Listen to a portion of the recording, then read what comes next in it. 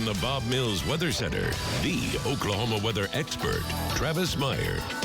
All right, it has been some good weather. I hope you had a chance to go out over the weekend and at least breathe some fresh air in. Today, a little smoky air, so it wasn't maybe as fresh, but not too bad. Big storm system. You can pretty much make this circulation feature out here, out to the west. That's in California. It's raining in California, where it never rains. Anyway, so this is just a plume of moisture coming up across our area. This is all the moisture coming now is out of the Pacific, and we don't get very much moisture out of the Pacific other than a few high clouds.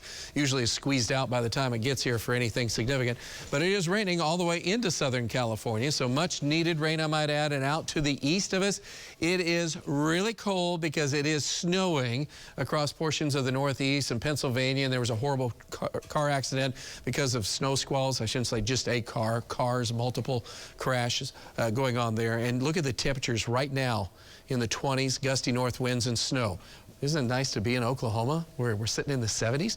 And you could have been all the way up in Billings, Montana, and been in the 70s today. So again, wherever you have really strong cold, usually there's a really strong warm up. It's the yin-yang thing going on.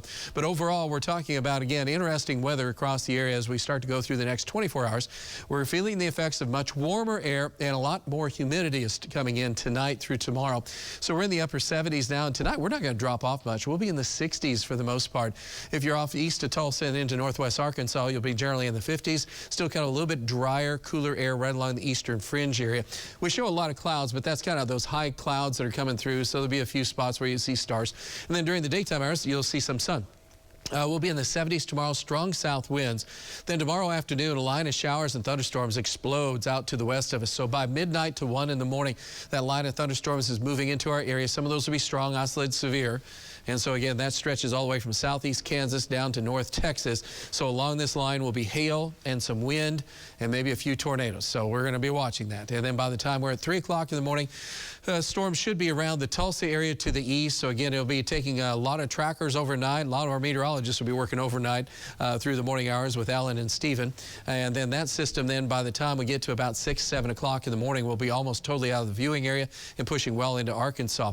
We'll have our temperatures warmest in the morning because during the afternoon, colder air slides in with rain and some rumbles of thunder.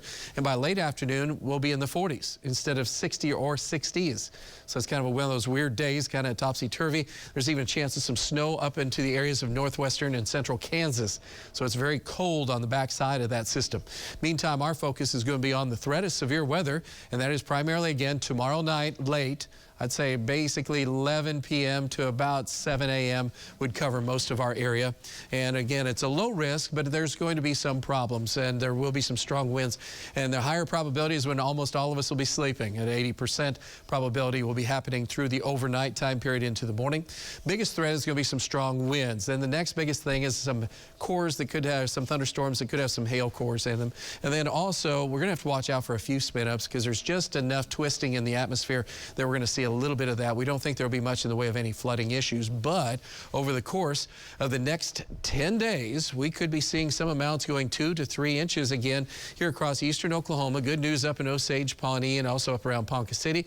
Bad news out west because, again, there's just not that much rain. All right, so the forecast as far as what's going on right now, we kind of have a little bit of a hazy look. It's those high clouds coming in. We're talking about mold spore, and that will be a lot higher. That's a 24-hour number. That doesn't include what's happening right now. 77 degrees, southeast wind at 15, 40% humidity. Dew points up to 51, and south winds are generally in about 10, occasionally gusting to 20. And they're just going to stay strong all night. And our temperatures are in the 70s to around 80. We're not going to drop off very fast tonight. In fact, by the time we get down to about 9 o'clock, we'll be at 67 degrees. Pretty good. And then you see as well, with partly cloudy skies, we'll average 11-mile-per-hour winds. Then those winds get stronger by the time we get to the morning. So it's kind of a weird start because usually in the morning it's calm.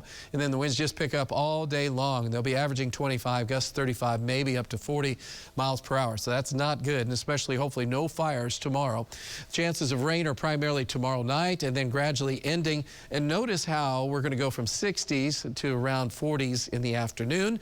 We do see a rebound a little bit. Then there's another chance some rumbles of thunder for Friday night into Saturday, and another chance next week. Temperature's going to take a while, though, before they start to warm back up.